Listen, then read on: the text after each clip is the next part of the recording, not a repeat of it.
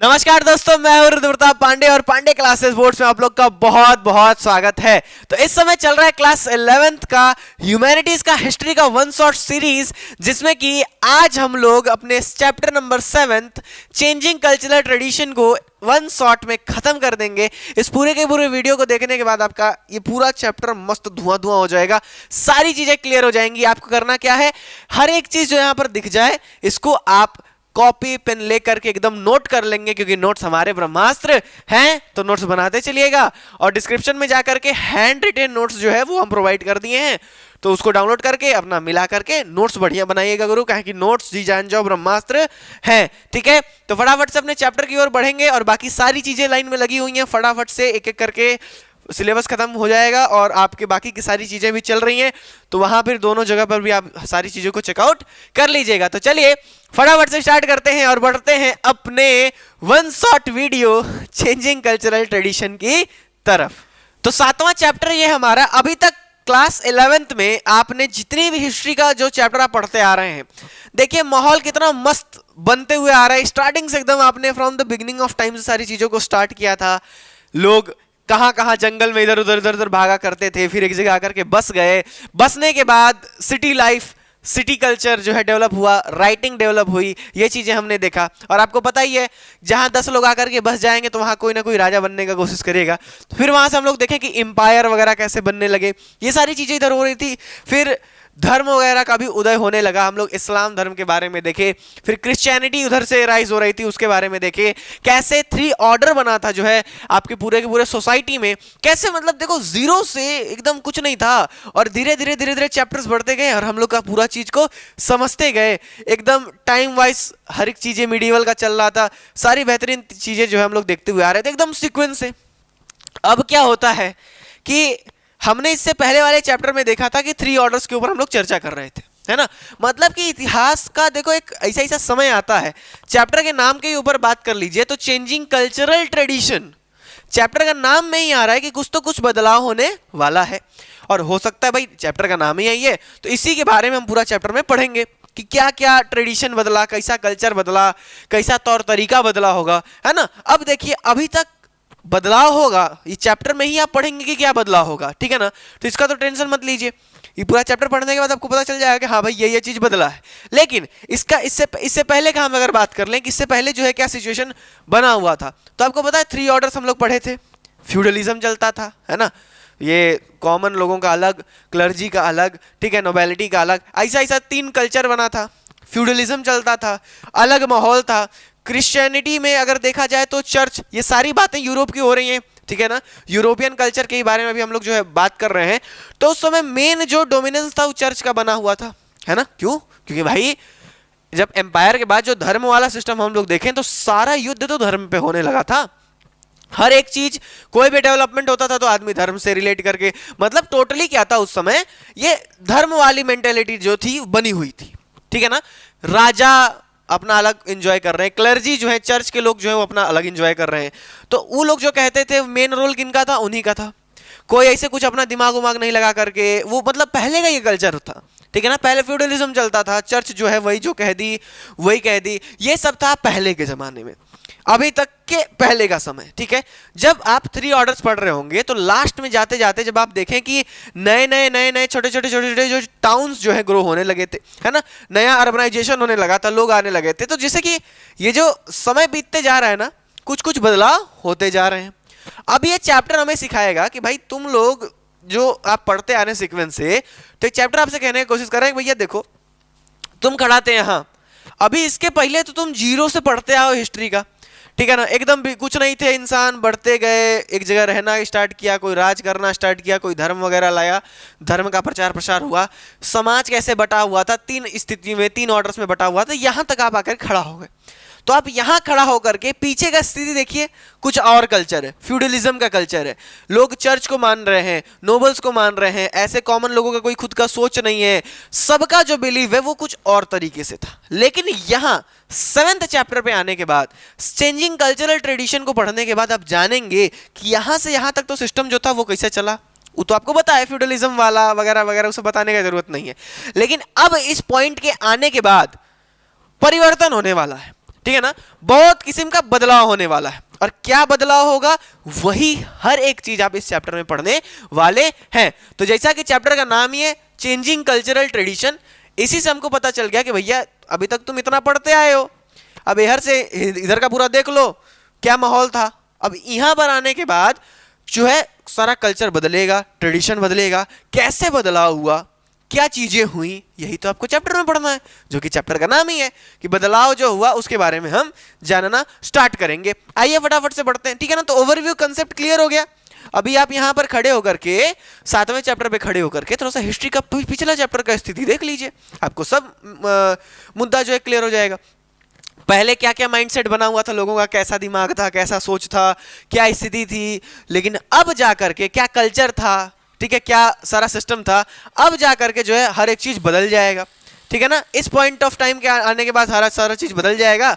और फिर कैसे कैसे कल्चर में बदलाव होता है, कल्चर कैसे बदलता है, ट्रेंड जो है आपका ये क्या कहते हैं इसको भैया, ट्रेडिशन कैसे बदलता है, ये सारी चीजें जो है वो भी आगे चल करके देखनी है, क्या बदलाव होना है, यही हर एक चीज इस चैप्टर के ऊपर हम डिस्कस करने वाले हैं। तो ये फटाफट से देखते हैं कि देखो भाई टाइमिंग क्या है। तो लास्ट में हम आपको 14th सेंचुरी के 9th से लेकर के 15th सेंचुरी के बीच में हम लोग खेले थे इसके पहले वाले चैप्टर में, है ना। उसी समय का ये सारा सीन हम लोग देख लिए थे। अब जब 14वीं शताब्दी के लास्ट वाला जो समय चल रहा था, तो उसमें वही आपको छोड़े थे कि बहुत सारे अर्बनाइजेशन होने लगा, अलग अलग टाउन बनने लगे, ये वाला स्थिति हो गया था। वहीं से अब कहानी आगे कंटिन्यू होने वाली है, ठीक है ना। एक चीज क्लियर हो गया, पहले की जो कहानी थी वहीं से अब कहानी आगे बढ़ने वाली है कि क्या बदलाव आते हैं संस्कृति में, क्या बदलाव आते हैं रहन सहन सारी चीजों में, ठीक है ना। तो समय चल रहा है 14 शताब्दी से लेकर के 17वीं शताब्दी के बीच में हम आज सारी चीजों को देखेंगे। इस समय अगर इसके पहले का हम बात करें, 14th सेंचुरी तक का इस समय का बात करें, तो चल क्या रहा था भाई, फ्यूडलिज्म कॉमन चीज था, फ्यूडलिज्म ही एकदम तगड़ा तरीके से चल रहा था। 14th सेंचुरी के लास्ट में बहुत सारा यूरोपियन कल्चर में बदलाव देखने को मिला ना। लास्ट में हम लोग देखे थे, क्या देखे थे कि जो टाउन्स हैं वो ग्रो होना स्टार्ट कर दिए थे। यूरोप के बहुत सारी कंट्रीज में अलग अलग टाउन्स आकर के बसना स्टार्ट कर दिए थे। ये सारी चीजें हम लोग देख करके आ रहे हैं। अब बदलाव क्या क्या होता है, अर्बन कल्चर डेवलप होगा, नए नए टाउन्स आएंगे, नॉलेज को बहुत ज्यादा अहमियत दी जाएगी, नॉलेज बढ़ेगा, डेवलप होगा और फैलेगा। ये सब क्या है, ये आप चैप्टर में पढ़ने वाले हैं। ये सारी बदलावें जो हैं, ये सारा जो बदलाव हो रहा है, यही सब तो आप पढ़ने वाले हैं इस चैप्टर में कि नॉलेज बढ़ेगा, नए नए टाउन्स आएंगे, कल्चर डेवलप होगा, नॉलेज कहीं ज्यादा फैलेगा। प्रिंटिंग का जो है यहाँ पर इन्वेंशन आपको देखने को मिलेगा कि प्रिंटिंग आ जाती है, प्रिंट कल्चर आ जाता है। सब बदलाव है, क्या है, सब बदलाव है। यही चीज है कि देखो भैया फ्यूडलिज्म था पहले, अब 14वीं शताब्दी के लास्ट में नए नए टाउन्स बनने लगे, बदलाव होने लगा। क्या बदलाव हो रहा है, नॉलेज बढ़ेगा, डेवलप होगा, स्प्रेड होगा। कैसे स्प्रेड होगा, प्रिंटिंग आ जाएगी, आर्ट को, कल्चर को ज्यादा मान्यता देने स्टार्ट हो जाएगा। अब देखो बुक्स और प्रिंट्स वगैरह आ जाएंगी मार्केट में, तो ऐसे क्या होगा, ये सारी चीजों से क्या होगा, अरे जो वातावरण, जो कल्चर है, अभी जैसे अभी हम अगर कुछ समय पहले का बात करें, हम अपना ऐसा स्थिति बात करिए, तो अनटचबिलिटी वाला, ये कुछ जात पात वाला, इस प्रकार का जो है माहौल बनता था, ठीक है ना। आज से हम तकरीबन 40, 50, 60 साल पहले जाएं, 20 साल पहले जाओ, 30 साल पहले जाओ, ज्यादा नहीं, तो अपने इंडिया में ही देखिए कहीं कहीं रूरल एरिया में जहां पर बहुत ज्यादा ये नेचर बना हुआ था। एक तरीके का संस्कृति ही ना था, ये एक तरीके का नेचर ही ना था कि लोगों का माइंडसेट कैसा बना हुआ था, अनटचबिलिटी, कोई कह रहा है, कोई जात धर्म का ऐसा लड़ रहा है, बिट रहा है। हालांकि आज भी है, एजुकेशन जब तक फैलेगा पूरी तरीके से तब ये सारी चीजें खत्म हो जानी है, लेकिन अभी भी ये सारी चीजें लगभग बहुत कम मायने में देखते हैं, तो अनटचबिलिटी वगैरह ये सब होता है। अब तो भाई लगभग खत्म ही हो चला, क्योंकि एजुकेशन बढ़ते जा रहा है। कैसे आज से 20 साल पहले, 30 साल पहले, 40 साल पहले, 50 साल पहले क्या सीन था, अभी क्या सीन है भाई, ये बदलाव ही तो है ना एकाएक का। तो ठीक उस समय का जो है आपको वहां पर जो सीन देखने को है, कैसे हुआ, एजुकेशन के दम पे हुआ। आप एक बात ध्यान दीजिए, एजुकेशन गजब बदलाव ला सकता है ना। अगर आपको शिक्षा मिलेगी, आप शिक्षित होंगे, गजब बदलाव आ सकता है, समाज में बहुत तगड़ा बदलाव आ सकता है। तो एजुकेशन का यहां पर रोल होगा बहुत ही ज्यादा। क्यों, क्योंकि एजुकेशन की वजह से मैसिव यहां पर चेंजेस आपको देखने को मिलेंगे, खतरनाक। लोग पहले मानते थे कि धरती चपटी है, लोग पहले मानते थे कि धरती ही बीच में है, धरती के किनारे किनारे सब सूर्य घूम रहे हैं। लेकिन साइंटिस्ट लोग आए, खोजे, एजुकेशन के बदौलत अपना अलग अलग मस्त मस्त थ्योरी दिए, इतना तगड़ा कहाँ कहाँ कहाँ दूसरे जगह पे थी दुनिया, एजुकेशन की वजह से कैसे पलट जाएगा सारा सीन, वो आप देखने को मिलेगा आपके इस चैप्टर में। किससे? बुक्स जब प्रिंट होने लगी, प्रिंटिंग जब होने लगा, तो इससे काफी ज्यादा नॉलेज स्प्रेड होने लगा। ये सब आप सिस्टम इस चैप्टर में देखेंगे। तो आर्ट और लर्निंग का भी बहुत ज्यादा डेवलपमेंट हुआ और काफी ऐसी सारी चीजें हैं जो कि इस समय के बाद 14th सेंचुरी के बाद एकाएक बदलाव स्टार्ट हो गए। ठीक है ना, एकाएक सारी चीजें बदलना चालू हो गई और ये सारे बदलाव के बारे में आप इस चैप्टर में पढ़ेंगे। ठीक भाई, हम कोई भी चैप्टर जब स्टार्ट करते हैं हमारे सामने एक सवाल आ जाता है कि यार कोई ना कोई सोर्स तो होगा इस चीज को समझने का, कोई ना कोई सोर्स तो होगा ना इस चीज को समझने का। भाई कोई भी ऐसे कैसे कह सकता है कि नहीं हिस्ट्री में ऐसा हुआ था वैसा हुआ था, तो कुछ सोर्सेज होते हैं, आपको पता चल गया, आप शुरू से भी हिस्ट्री पढ़ते आ रहे हैं। क्या क्या सोर्सेज हैं? डॉक्यूमेंट्स के बारे में अगर हम लोग बात कर ले, जैसे कि आगे बढ़ते हैं तो यहां पर देखिए हम लोग जो है अपने इस चैप्टर के बारे में बात कर रहे हैं, तो यहाँ पर आर्ट, साइंस, ह्यूमैनिज्म, प्रिंट, ऐसे ऐसे करके बहुत सारे बदलाव आपको देखने को मिलेंगे। आगे बढ़ते हैं तो यहाँ पर देखिए अगली चीज जो आएगी, अब काफी सारे अगर हम लोग बात करते हैं सोर्सेस की, डॉक्यूमेंट्स हो गया है ना, डॉक्यूमेंट, हिस्ट्री के जो डॉक्यूमेंट्स होते हैं वो मिले तो वो सोर्सेज हो सकते हैं। स्कल्पचर्स जो है वो मिले, वो सोर्सेज हो गए पहले का देख करके। बहुत सारी paintings, printing books, buildings, textiles, ये सारी चीजें मिली, बहुत सारा पेंटिंग मिला, सब इतिहास बयां कर रही हैं। क्या बयां कर रही हैं? ये सारी चीजें इतिहास बयां कर रही हैं। तो हमें तो सोर्सेज के बारे में कुछ टेंशन ही नहीं लेना, हमें तो कोई सोर्सेज के बारे में कोई चिंता ही नहीं करना। काहे कि देखिए ये सारे सोर्सेज हैं जिसके बदौलत आप ये सारी चीजें देखने को आपको मिलती हैं, इतिहास आपको देखने को मिलता है। अगर हम आपसे पूछें ये चैप्टर आप किस लिए पढ़ रहे हैं, यहां तक आने के बाद आपका माहौल बन चुका है। अगर हम आपसे पूछें कि ये चैप्टर है क्या, चेंजिंग कल्चरल ट्रेडिशन, नाम ही है चैप्टर का, तो आप इसमें पढ़ेंगे क्या? अरे वो सारे चेंजेस पढ़ेंगे, वो सारे बदलाव पढ़ेंगे। आज से पहले क्या हुआ करता था, अब क्या हो रहा है, यही है ना चैप्टर। आज से पहले क्या हुआ करता था, अब क्या हो रहा है, यही चेंजिंग कल्चरल ट्रेडिशंस है। किस में बदलाव हुआ? कल्चर और ट्रेडिशन में बदलाव हुआ, है ना, ये सारी चीजें में बदलाव हुआ, वही बदलाव को हम पढ़ने वाले हैं। तो अब फटाफट से बढ़ते हैं अपने बदलाव की तरफ। ठीक है ना, क्या क्या बदलाव हुआ उस पे फटाफट से आते हैं। So let's begin with the changes. Changes पे इसलिए फोकस हो रहा है क्योंकि भैया चैप्टर का नाम है बदलाव, है ना, संस्कृति में बदलाव हुआ, सारे चीजों में जो है बदलाव देखने को मिलता है। अब यहाँ पर सबसे पहले जो बदलाव आता है, अब देखो यार इसमें पढ़ना बदलावों को ही है, बस चेंजेस जो जो होते जा रहे हैं उसी को पढ़ना है हम लोगों को। तो स्टार्ट करते हैं। पहले की जो सबसे पहली चीज यहाँ पर आती है कि पहले के जो इतिहासकार थे, जो पहले के हिस्ट्रियंस थे, वो क्या करते थे। देखो बदलाव स्टार्टिंग कहां से हो रहा है ना, स्टार्टिंग यहीं से होता है। ठीक है ना, अब हम लोग बदलाव पढ़ने जा रहे हैं, स्टार्टिंग से स्टार्ट हो रहा है सारी चीजें। ठीक है ना, एकदम मस्त तरीके से कहां से बदलाव होना स्टार्ट हुआ वहीं से सारी चीजें देखते हैं।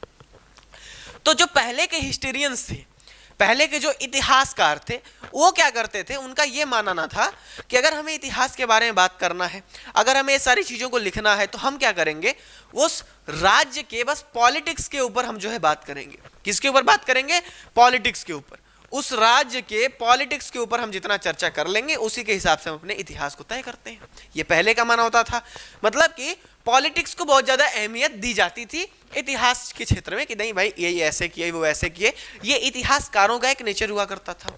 अब इसमें बदलाव कैसे आते हैं? एक है आपके जैकब जी, ठीक है ना, जैकब जी ये हिस्टोरियन है, इनका देखिए यहाँ पर सिस्टम। आगे बढ़ते हैं तो ये देखिए आपके हैं जैकब जी, ठीक है, इनका क्या मानना था, है ना, जैकब जी का क्या मानना था, वो देखिए कि इतिहास को हम उतनी ही, जैसे कि ये जो सिस्टम चल रहा है ना, ये खाली पॉलिटिक्स पे इसको मत लेकर के चलिए। इनका कहना था कि पॉलिटिक्स पे खाली इसको लेकर के मत चलिए, आर्ट को भी उतना ही महत्व दीजिए, कल्चर को भी उतना महत्व दीजिए जितना पॉलिटिक्स को दिया जाता है। यानी कि पहले इतिहास में पॉलिटिक्स की सारी चीजें का बात होता था ज्यादातर, लेकिन जैकब जी का ये मानना था कि अब पॉलिटिक्स अच्छी बात है, ठीक करिए, लेकिन कल्चर पे भी मेन फोकस करिए, कल्चर पे भी बहुत ज्यादा फोकस करिए, इंपॉर्टेंट चीजें हैं। तो ये कल्चर को भी उतनी ही प्रायोरिटी देते थे जितनी कि पॉलिटिक्स को देनी चाहिए थी। चेंजेस पढ़ रहे हैं हम, ध्यान रखिएगा। तो इन्होंने 1860 में कब?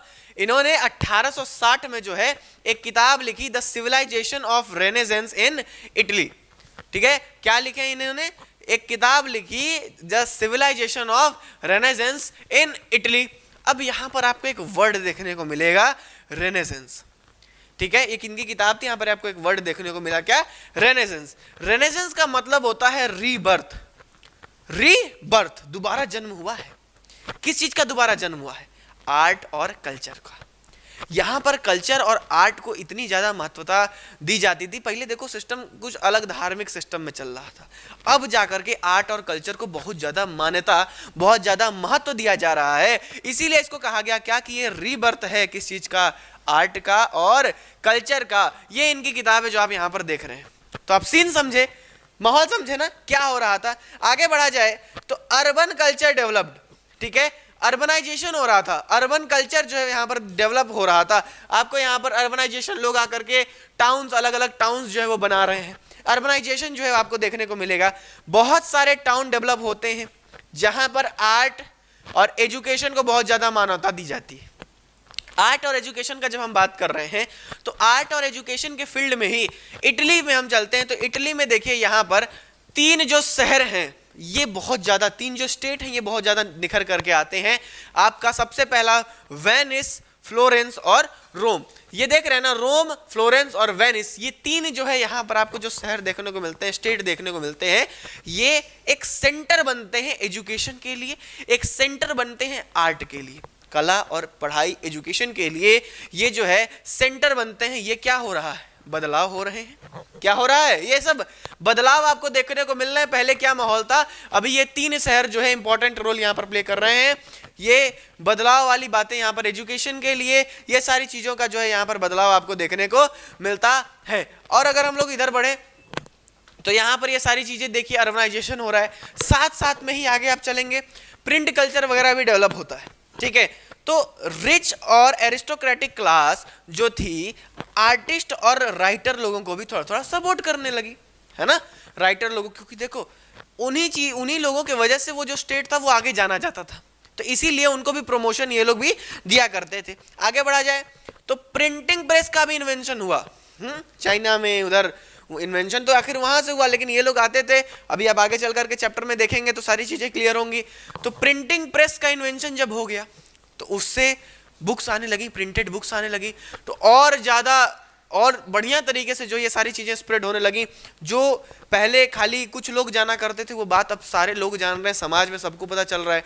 तो प्रिंटिंग प्रेस भी एक तरीके का जो है जिससे बुक्स और बहुत सारे बाकी के प्रिंटिंग मटेरियल्स जो है आसानी से अवेलेबल हो गए सभी लोगों के लिए, तो सब पढ़ सकता था। पढ़ाई तो ज्ञान बढ़ा, ज्ञान बढ़ेगा तो भाई बदलाव तो ऐसे ही होगा ना।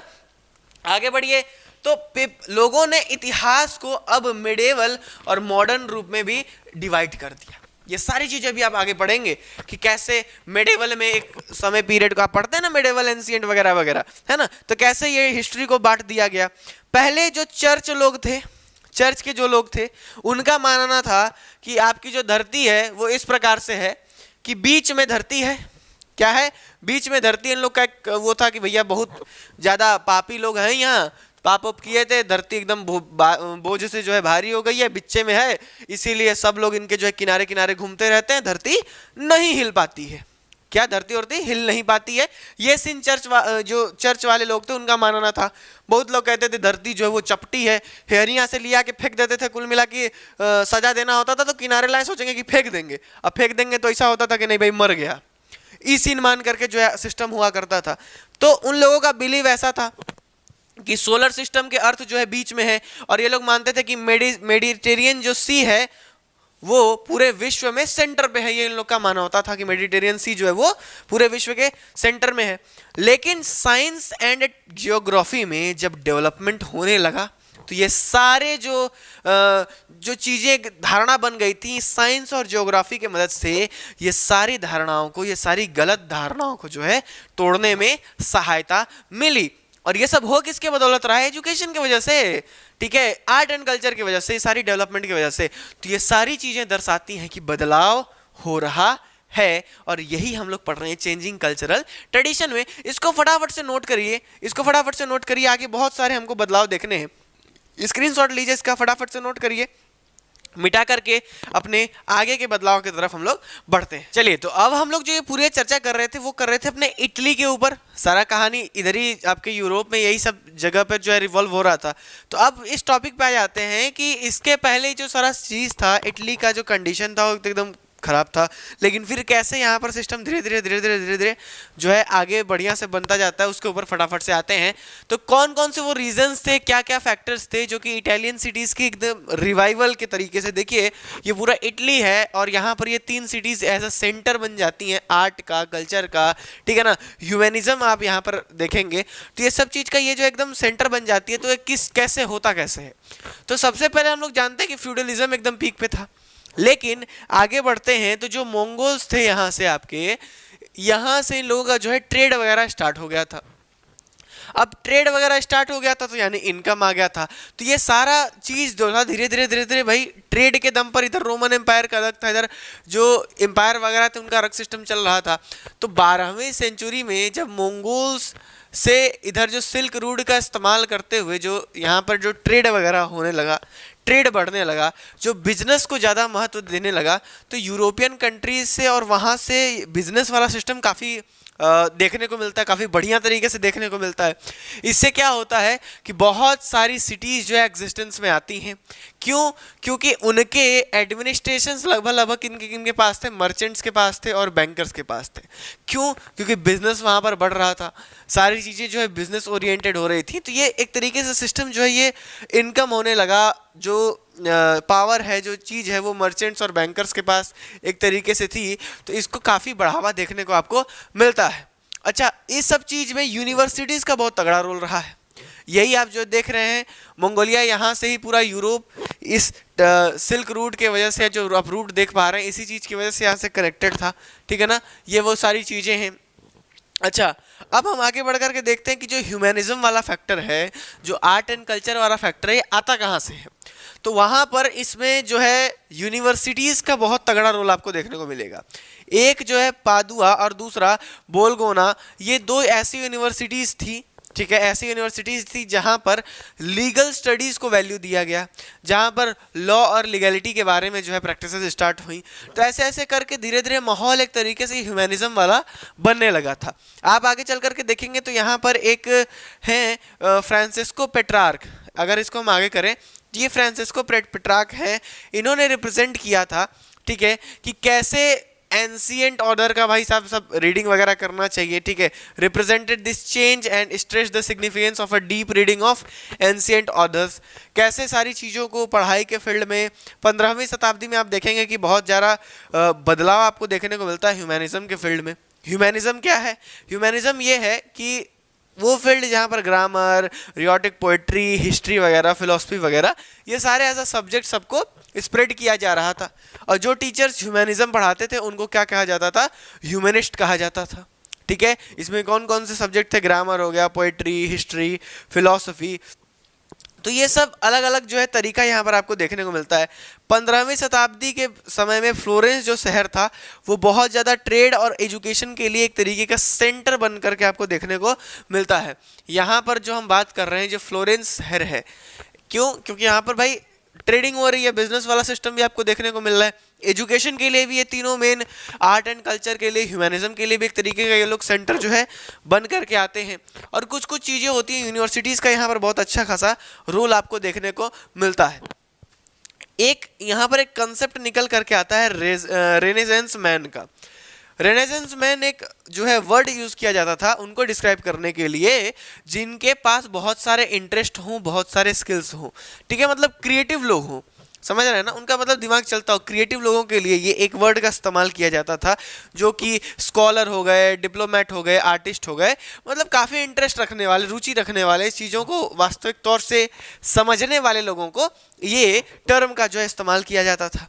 अगर हम पहले का बात करें तो अब जो है सिस्टम बदल रहा था। पहले राजा के दम पर, ठीक है, पहले कौन किसके पास, कौन कितना अमीर राज्य है, कौन कितना किसके पास खजाना है, इस प्रकार से राज्यों को जाना जाता था। लेकिन अब क्या सीन हो गया है?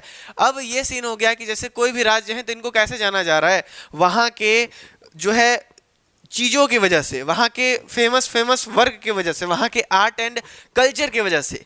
तो यही सब बदलाव हो रहा है कि कहाँ ये सब जो फ्यूडल सोसाइटी थी जहाँ पर खाली पैसा ये सारी चीज़ें एक मानवता होती थी, अब कल्चर आर्ट ये सब पे जो फोकस किया जा रहा है, ये बदलाव हो गया। अब जो सिटीज़ थी वो वेल्थ के अलावा, मतलब कि उसके पास कितना वेल्थ है, कितना पैसा रुपया है, उसके अलावा अपने सिटीजन के भी द्वारा जानी जाती थी।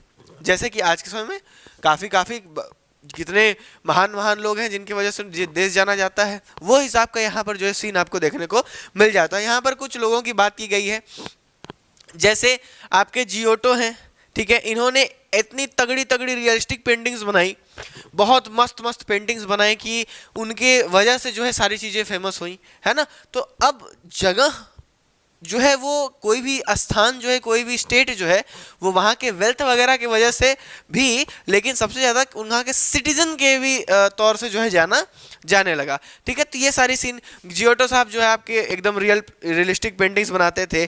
हम दूसरी बात कर लें, ठीक है, डांटे एलिघेरी की, इन्होंने भी काफ़ी सारी जो है पोएट्स में, पोएट्री में, राइटिंग में, फिलॉसफी में महारत हासिल करी थी। ये दोनों लोग अपने बहुत ही फेमस वर्क के लिए जाने जाते थे।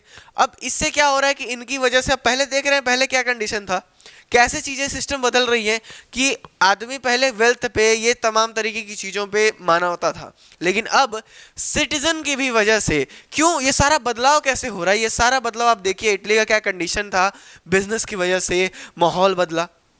यूनिवर्सिटीज़ का अपना अलग अलग बहुत तगड़ा रोल था, ठीक है ना। यूनिवर्सिटीज़ भी एक तरीके से सारी चीज़ें जो नए सब्जेक्ट आपको देखने को मिले, ये सारी चीज़ें, एजुकेशन जो है आया मार्केट में, ठीक है ना, लोग एजुकेट हुए, ये सारी चीज़ों को समझने लगे, क्रिएटिव माइंड हुआ, ठीक है। तो अब लोगों के द्वारा भी किसी राज्य को जो है जाने लगा। तो ये सारी जो है कंडीशन, कैसे बदलाव हो रहा है, इसी के बारे में इस चैप्टर में सारी डिस्कशन जो है हो रही है। अब हम आगे देखेंगे कि साइंस और फिलॉसफी में भी बहुत सारे डेवलपमेंट आपको देखने को मिलेंगे। ये सारे बदलाव आपको अलग अलग फील्ड में जो है देखने को मिल रहे हैं। तो हमने देखा अभी इटली का क्या कंडीशन था, कैसे रिवाइवल हुआ, ट्रेड बिजनेस का कितना मदद हुआ, यूनिवर्सिटीज कैसे ह्यूमैनिज्म को प्रमोट करती थी। ह्यूमैनिज्म मतलब मानवता, आप समझिए कि आप ये सारी चीज़ों को पकड़ पा रहे हैं, ठीक है। ये ह्यूमनिस्ट जो हम लोग ह्यूमैनिटीज़ वाला जो बात करते हैं, कैसे एक हिस्ट्री, ज्योग्राफी, ये सारी चीज़ों को पढ़ते हैं ताकि हम समाज से कनेक्ट हो पाएँ, ठीक है ना। तो ये सारी चीज़ें उस समय थोड़ा सा स्प्रेड होने लगी, जिसकी वजह से एक से क्रिएटिव लोग, ठीक है ना, क्रिएटिविटी जो है स्तर देखने को मिला, बढ़ा, और इसकी वजह से ही सारी चीज़ें आगे, और जितना भी आपको कल्चर ट्रेडिशन वगैरह है, सब में बदलाव आपको देखने को मिलता है। अब हम आगे बढ़ेंगे, थोड़ा सा बात करते हैं कि साइंस और फिलॉसफी में भी किस प्रकार से डेवलपमेंट आता है। चलिए तो अब आगे बढ़ते हैं और देखते हैं कि साइंस और फिलॉसफी के फील्ड में कैसे डेवलपमेंट होता है, अरेबिक्स का क्या कंट्रीब्यूशन होता है। ये वाली जो चीज़ें हैं अब यहाँ पर स्टार्ट होती हैं। पहले क्या है, कुछ ट्रांसलेशन का खेल है, जैसे कि पहले के जो भी मैन्युस्क्रिप्ट्स वगैरह थे उनको ट्रांसलेट किया जा रहा है ताकि और भी लोग आसानी तरीके से उसको पढ़ पाए, और भी लोग आसानी तरीके से उसको समझ पाए। तो ट्रांसलेशन भी यहाँ पर बहुत ही इंपॉर्टेंट रोल प्ले करता है। अब देखिए, Arab translators carefully preserve translated ancient manuscript, जो पहले की मैन्युस्क्रिप्ट्स थी उनको प्रिजर्व करके रखे, उनको ट्रांसलेट किया गया। अभी जैसे यूरोपियन जो थे वो क्या करते थे, आपके ग्रीक वर्ड्स को अरेबिक ट्रांसलेशन में पढ़ते थे, और फिर ग्रीक जो भी अरेबिक और पर्शियन स्कॉलर्स के काम थे उसको फिर यूरोपियन लैंग्वेजेस में कन्वर्ट कर दिया गया। तो ये फिर काफ़ी हद तक ये चीज़ें जो है आसान हुई। कौन कौन से सब्जेक्ट्स में, केमिस्ट्री, मैथ्स और एस्ट्रोनॉमी, नेचुरल साइंसेज, ऐसे करके सब्जेक्ट्सों में जो है ट्रांसलेशन होना स्टार्ट हुआ। तो ऐसे सारे जितने भी लोग थे वो भी आराम से इस चीज़ को गेन कर पाए, है ना। अब काफ़ी लोग हैं जिनका बहुत इंपॉर्टेंट रोल रहा है, जैसे कि अल राजी साहब हो गए। ये एक मुस्लिम राइटर थे, ठीक है ना, जिनको इटली में मैन ऑफ विजडम बोला जाता है, मैन ऑफ विजडम से सम्मानित किया जाता है। इनकी खुद की जो है इंसाइक्लोपीडिया, मिडिवल इंसाइक्लोपीडिया के ये जो है ऑथर हैं। काफ़ी चीज़ें मेडिसिन के फील्ड में, ये सारी चीज़ के फील्ड में इन्होंने देखी हैं, ठीक है ना। आगे बढ़ा जाए तो इब्न सीना के बारे में हम अगर बात करते हैं तो ये एक अरेबिक फिजिशियन है और एक फ़िलोसफ़र भी हैं, ठीक है। इब्न रशीद साहब के बारे में बात करते हैं तो ये एक फ़िलोसफ़र हैं। तो ये लोग क्या थे, ये लोग काफ़ी एक बहुत ही अहम भूमिका रहा है ये सब सारी चीज़ों में, डेवलपमेंट में, साइंस और फिलॉसफी के फील्ड में, ताकि और भी लोगों को सारी चीज़ें अवगत कराई जाए। अभी जैसे पहले कोई भी ह्यूमन स्ट्रक्चर के बारे में नहीं जाना करता था, ठीक है, ह्यूमन स्ट्रक्चर के बारे में नहीं जाना करता था। आगे आप देखेंगे तो जो आपके डोनाटेलो हैं ये क्या करते थे कि जो बॉडी है मेल और फीमेल की जो मूर्तियां बनाई जाती थी, पहले तो कोई ऐसा डिजाइन ही नहीं था, तो मेल फीमेल की सटीक मूर्तियां जो है डोनाटेलो जो है वो बनाने का काम करते थे। आगे देखेंगे तो एंड्रियस वेसेलियस जो है ये पहले आदमी थे जिन्होंने ये सब ह्यूमन एनाटॉमी वगैरह को काट करके फाड़ करके ऑपरेशन वगैरह कर करके देखा कि कैसे स्ट्रक्चर वगैरह है।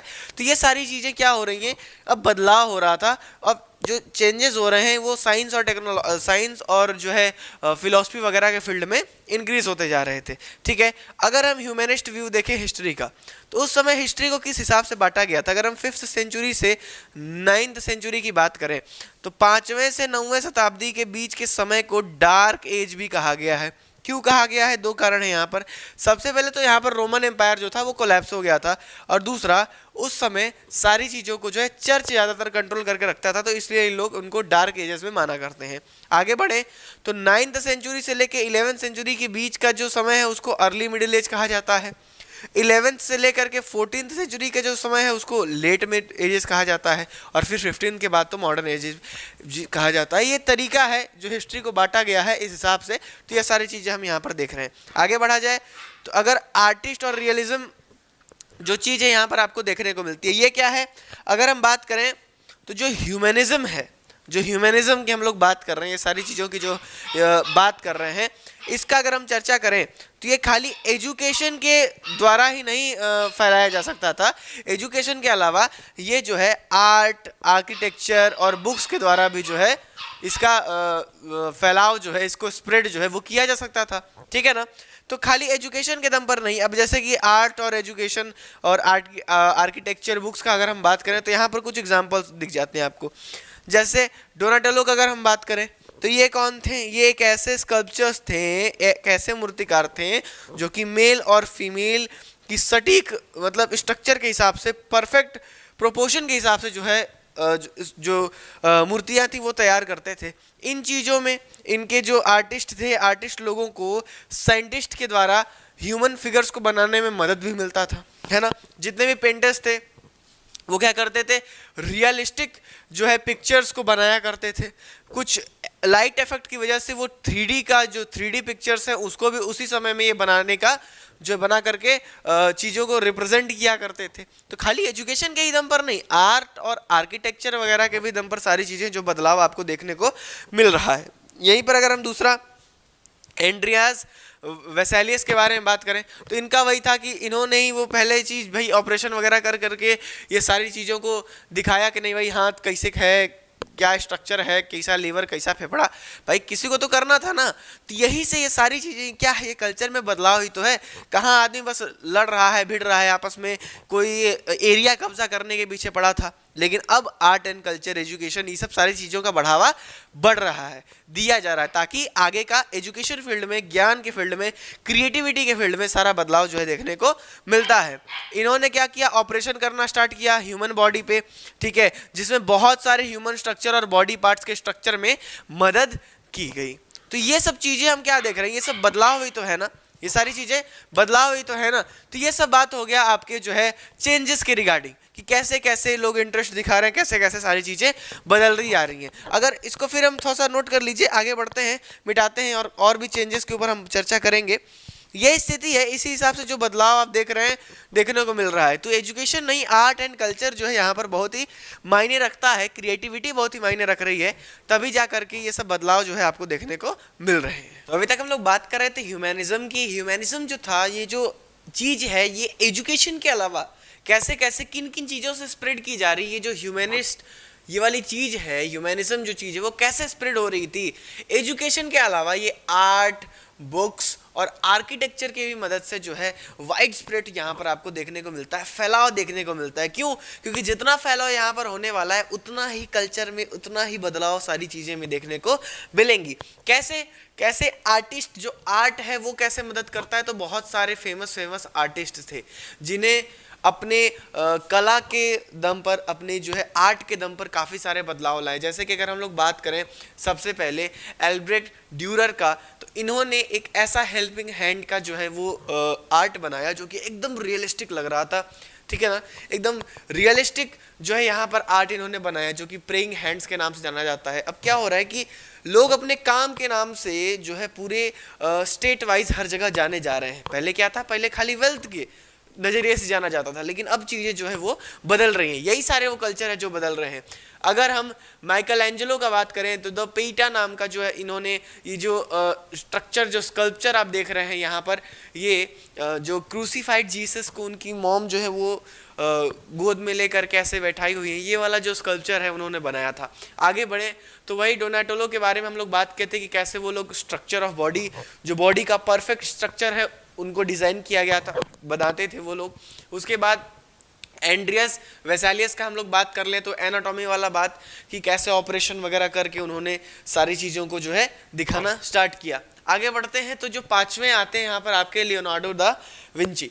इन्होंने काफ़ी ऐसे बढ़िया बढ़िया पेंटिंग्स, जैसे मोनालिसा, ठीक है, मोनालिसा के बारे में ये जो पेंटिंग है ये द लास्ट सपर, ये जो पेंटिंग है, ठीक है ना, तो ये काफ़ी फेमस आर्ट है जिसके बदौलत, जिसके वजह से ह्यूमैनिज्म जो है वो फैल रहा था, ह्यूमैनिज्म जो है वो स्प्रेड हो रहा था।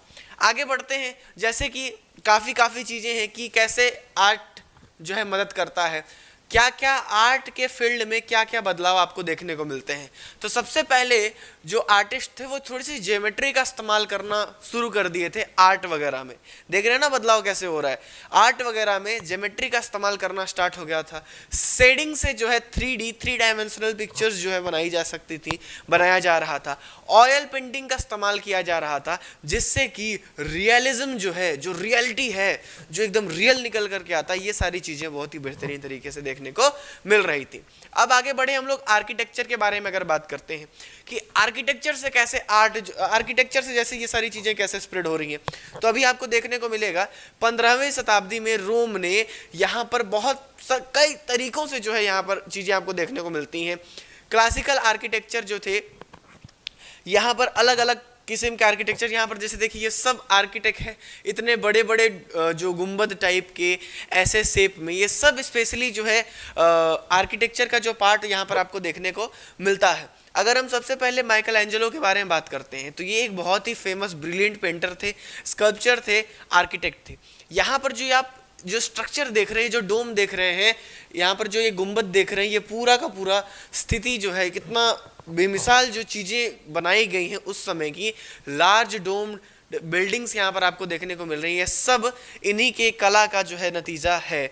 इन्होंने डिज़ाइन किया था। कहाँ पर ये वेटिकन सिटी में है, ठीक है।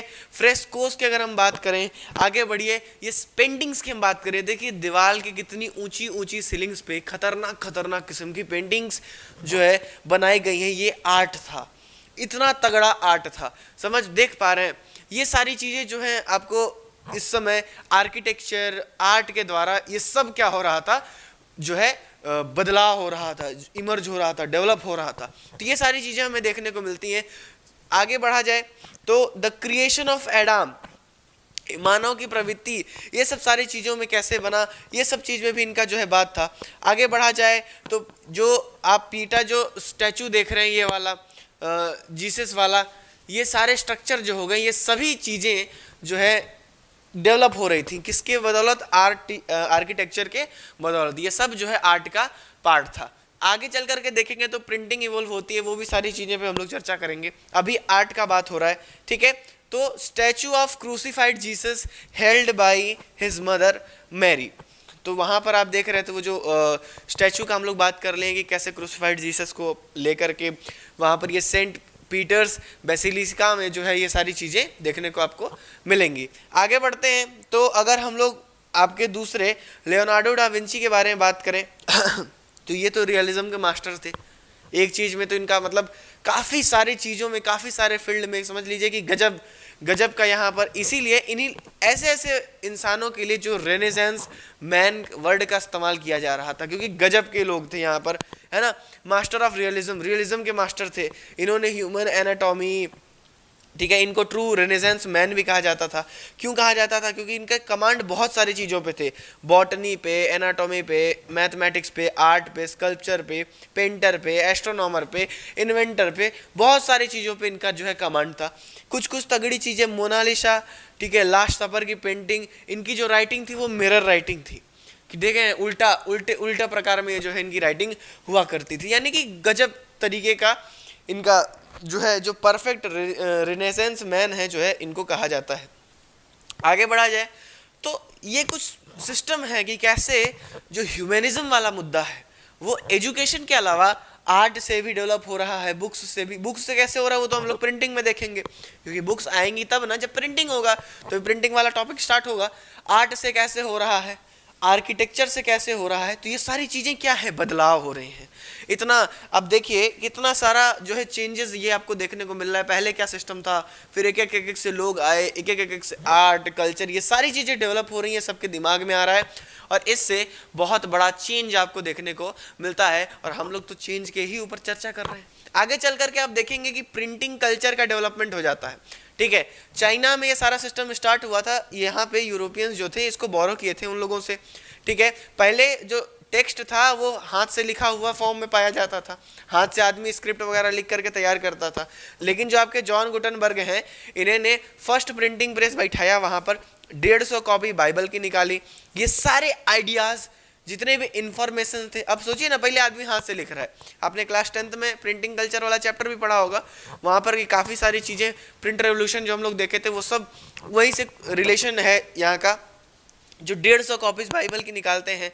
और इससे क्या हो रहा है, पहले लिमिटेड जगह पे नॉलेज हुआ करता था, लिमिटेड लोगों के पास नॉलेज हुआ करता था। हो सकता है कोई भरमास देता था, ठीक है ना, कोई कुछ कह दे रहा है, कोई कुछ कह दे रहा है, तो जो रियल चेक है वो आपको नहीं देखने को मिलता था। लेकिन अब क्या हुआ, प्रिंटिंग की वजह से बुक्स जो है वो प्रिंट होने लगी। अब भाई जो बुक्स प्रिंट होने लगी तो सबके पास वो नॉलेज गेन होने लगा। आइडियाज, इंफॉर्मेशन, जो भी चीज़ें हैं, जो भी ज्ञान का स्रोत है, नॉलेज है, वो क्या होने लगा, वाइड स्प्रेड होने लगा, बहुत तगड़े तरीके से जो है स्प्रेड होने लगा। जिसमें कि प्रिंटेड बुक्स थे, एकदम मेन सोर्स थे, ताकि ये जो ह्यूमनिज्म वाला मैटर है, ये जो ह्यूमनिस्ट वाला मुद्दा है, ये जो पूरा का पूरा ह्यूमनिज्म वाला सीन हम लोग देख रहे हैं, ये क्या होगा, वाइड स्प्रेड हो जाएगा। तो देख रहे हैं ना, ये सब कितना तगड़ा तगड़ा एक रेवोल्यूशन की तरह, एक पूरा चेंज की तरह पूरा सिस्टम बदल जा रहा है यहाँ पर। यही सारी चीज़ हम यहाँ पर जो है देख रहे हैं कि कैसे आर्ट, कैसे आर्किटेक्चर, कैसे एजुकेशन, कैसे प्रिंटिंग, ये सारी चीज़ें क्या कर रही हैं, एक से महानुभाव लोग आकर के सोचना स्टार्ट कर रहे हैं। आगे आप अभी देखेंगे कोपरनिकस जो आते हैं वो तगड़ा तरीके से अपना थ्योरी देते हैं। साइंस एंड टेक्नोलॉजी में, साइंस में जो है डेवलपमेंट देखने को आपको मिलता है। ये सब क्या हो रहा है, सब जो है कल्चर और ट्रेडिशन में एक तरीके का चेंज हो रहा है, एक जो है मैसिव बदलाव आपको देखने को मिलता है। और ये और तगड़ा कब होगा, प्रिंटिंग की वजह से ये और तगड़ा हो जाता था। अभी 10 ही लोग जान रहे थे सारी चीज़ों को, अब प्रिंटिंग की वजह से बुक बनेगी, बुक होकर के इजीली और वाइड स्प्रेड होगा सारी चीज़ों का, और क्या होगा, नॉलेज बढ़ेगा और ये सारी चीज़ें और बेहतरीन तरीके से बढ़ना स्टार्ट हो जाएंगी। तो अब हम लोग थोड़ा सा प्रिंटिंग के बारे में और बात कर लेते हैं कि कैसे क्या क्या सिस्टम हुआ है। फटाफट से इसको पॉज करके नोट कर लीजिए। तो चलिए ये बात कर लेते हैं कि अभी तक जो भी इतनी सारी चीज़ें हो रही हैं, इसका इंसान के ऊपर, इसका ह्यूमन के ऊपर क्या असर पड़ता है, इस पर थोड़ा सा नज़र डाल लेते हैं। अब देखो इतना चीज़ हो रहा है तो फर्क तो पड़ेगा ही ना। ये ह्यूमनिज्म वाला जितना सीन था, इससे क्या हो रहा था कि इंसानों के ऊपर ये रिलीजन वाला जो जो कंट्रोल था वो क्या कम होने लगा, ठीक है ना। ये धर्म वाला थोड़ा सा माइंडसेट लोग बदल रहे थे। वो लोग अब ज़्यादातर पावर को, अपने वेल्थ को, ग्लोरी को इंपॉर्टेंस देने लगे। वो लोग इस कैपेबल हो गए थे कि वो अपने लाइफ को एक तरीके से सेव कर सके, एक बढ़िया से सोच सकें। और ये फ्यूडल सोसाइटी के अगेंस्ट, ये जो फ्यूडल डिवीज़न थे, इसके अगेंस्ट वो लोग बोलना स्टार्ट किए। यानी कि अभी तक आप सीन समझ रहे थे कि कैसे बदलाव हो रहा है, क्या क्या बदलाव हो रहा है, इसका इम्पैक्ट क्या क्या पड़ रहा है, चीज़ें कैसे जो है सारी चीज़ें हो रही हैं, ये सब आप अभी तक देखते हुए आ रहे हैं। और फिर अभी जो सिस्टम है वो कैसा हो गया कि माइंडसेट तो बदल रहा है लोगों का, तो फिर क्या करेंगे, जो ऐसा चीज़ फैलाया हुआ था उसके अगेंस्ट तो आएंगे ही ना। तो वही चीज़ थी कि अभी तक तो आप सीखे कि कैसे कैसे बदलाव हुआ, क्या असर हुआ, असर देखिए क्या हो गया। अब असर हो गया तो रिएक्ट तो करेंगे ना, तो ये भी चीज़ देखते हैं कि कैसे वो लोग रिएक्ट करते हैं, क्या क्या चीज़ें करते हैं। अब आगे बढ़ा जाए तो थोड़ा सा वहाँ पर इस समय जो हम कंडीशन देख लेते हैं, वो वुमेन की कंडीशन कैसी थी। अगर जैसे कि एरिस्टोक्रेटिक ग्रुप का अगर देखें तो वहां अलग सीन था, और मिडिल क्लास जो मर्चेंट है इन लोगों का अलग सीन था। कैसे था उस पर ये थोड़ा सा नजर डाल लेते हैं। जो एरिस्टोक्रेटिक फैमिलीज थी वहां पर आदमी ही मेन भूमिका निभा रहा था, आदमी वगैरह का, ठीक है। सारी चीजें डिसीजन मेकर जो भी थे वो आदमी ही थे, अपने परिवार में हुआ करते थे।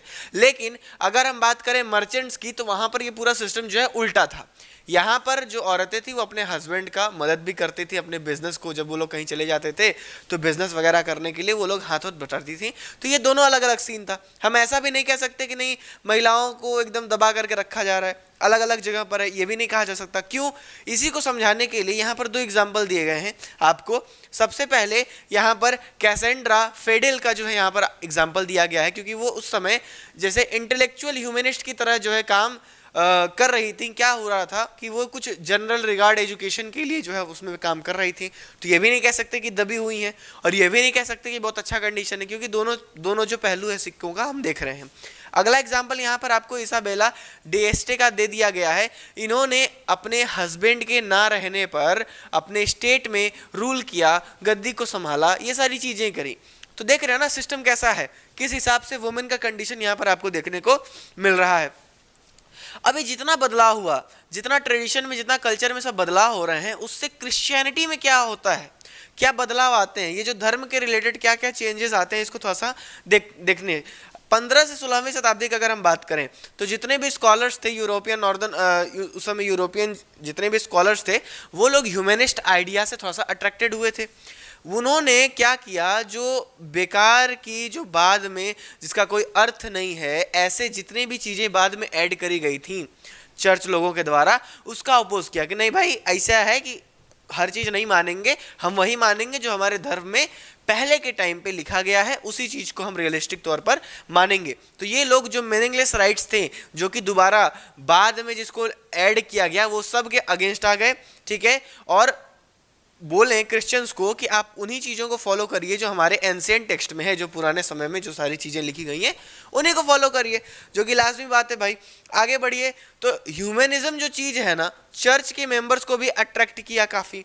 अब इससे क्या हुआ कि ये लोग थोड़ा सा अगेंस्ट में आ गए, जितने भी ग्रीडी मेंबर्स थे चर्च के, उनके अगेंस्ट में आकर के थॉमस मार्क्स और यहाँ पर इरास्मस ने जो है ये चीज़ें बोलनी कि नहीं भाई ये लोग तो पैसा कमाने के चक्कर में पड़े हैं, ये लोग पैसा लूटने के लिए, ये लोग लालची हैं, काफ़ी लोग लालची हैं, काफ़ी लोग पैसा लूटने के लिए ये सब जो है सीन बनाए हुए हैं। क्यों ऐसा क्यों कहा उन्होंने? क्योंकि वो लोग एक काम करते थे, वो लोग ना इंडल्जेंस भेजा करते थे। ये इंडल्जेंस क्या है? वो लोग ही कह के बेचते थे एक इंडल्जेंस को कि अगर कोई पाप उप कर करके रखा है तो उसका पाप जो है सब धुल जाएगा। तो इस हिसाब से पैसा लेकर के सोचो ऐसा काम कर रहे हैं, कैसा मतलब किस हिसाब से नेचर जो है बना गया है। तो इस चीज़ को भी अपोज किया गया, ठीक है ना। ये एक तरीके का मेथड था, इसको भी अपोज किया गया कि नहीं ये सब चीज़ नहीं होना चाहिए।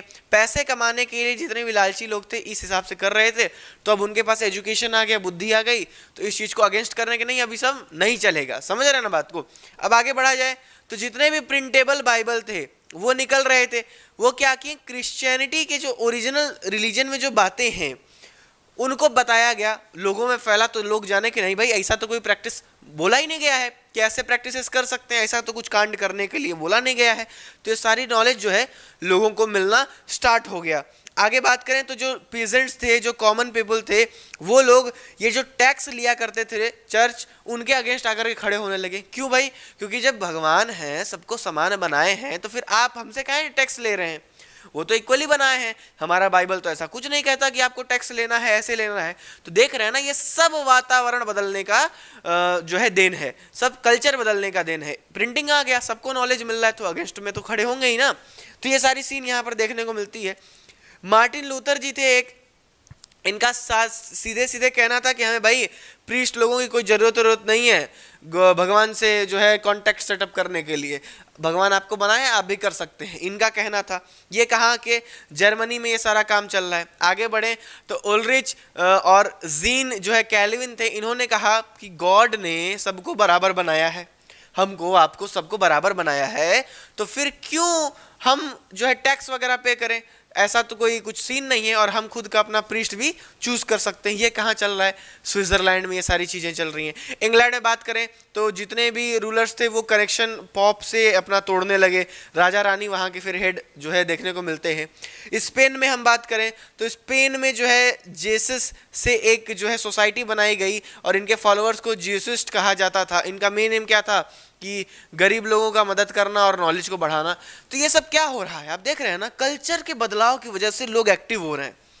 प्रिंटिंग की वजह से नॉलेज मिल रहा है तो लोग एक्टिव हो रहे हैं, और एक्टिव हो रहे हैं तो गलत को गलत और सही को सही कहने वाली जो क्षमता है वो इन लोगों में आ रही है। यही तो है मित्र बदलाव, यही तो चेंजिंग कल्चरल ट्रेडिशन। आप देख रहे हैं कि लोग अब आवाज उठाना स्टार्ट कर दिए हैं। यही सारी बदलावता हैं। ये फिर से हम साइड हटेंगे, सारी चीजों को नोट कर लीजिए। यही तो सारे चेंजेस हैं जिस पे ये पूरा चैप्टर डिस्कस कर रहा है कि पहले लोग बस सुनते थे चर्च का, शांति से जो कह रहा है वही मान लिया, जो हो रहा है बस धर्म के रिलेटेड। लेकिन अब क्रिएटिविटी बढ़ी, नॉलेज बढ़ा, एजुकेशन बढ़ा, ह्यूमैनिज्म बढ़ा, तो लोग प्रश्न करना स्टार्ट कर दिए, और यही चीज कहलाती है चेंजिंग कल्चरल ट्रेडिशन। ठीक है, साइड में हटते हैं, फटाफट से इसको नोट करिए। इसको नोट करने के बाद थोड़ा सा देखते हैं। ये तो देखिए धर्म वगैरह के रिलेटेड सारी चीजें हो गई, ठीक है ना। फिर इसको मिटा करके थोड़ा सा साइंस वगैरह के भी रिलेटेड चीजें को हम देख लेते हैं। फटाफट से नोट कर लीजिए। तब जो है यहीं से ये वाला चर्चा उड़ जाता है कि साइंस और एस्ट्रोनॉमी में कैसा डेवलपमेंट हुआ। आप इसे पकड़ लीजिए, या फिर इसे हम लोग कॉपरनिकन रेवोल्यूशन के नाम से भी जानते हैं। पहले कैसा आइडियोलॉजी था, लेकिन अब साइंटिफिकली आइडियोलॉजी पे कैसे जो हमारे कॉपरनिकस हैं, इन्होंने एक थ्योरी डेवलप करी। थ्योरी ये कहा कि जो अर्थ है वो सभी बाकी के प्लेनेट के साथ अपना रिवॉल्व कर रहा है सूरज के किनारे। उन्होंने ये एब्जॉर्ब किया, उन्होंने ये चीज को थ्योरी निकाली, क्योंकि भाई देखो क्रिएटिविटी है, लोग सोचना स्टार्ट कर दिए हैं, माहौल बदल रहा है पहले से, है ना। हम किसी के भी कोई आइडियोलॉजी पे बिना एक्सपेरिमेंट किए टिक नहीं सकते ना, हमें एक्सपेरिमेंट करना है, फिर हम अपनी चीज निकालेंगे। तो यहाँ पर देखने को मिलता है कि ये पाते हैं कि नहीं भाई, ये जो प्लेनेट है हम लोगों का, ये हर चीज सन के अराउंड घूमता है। लेकिन मैटर क्या फंस जाता है, तो वो क्रिश्चियन बिलीव वाले थे।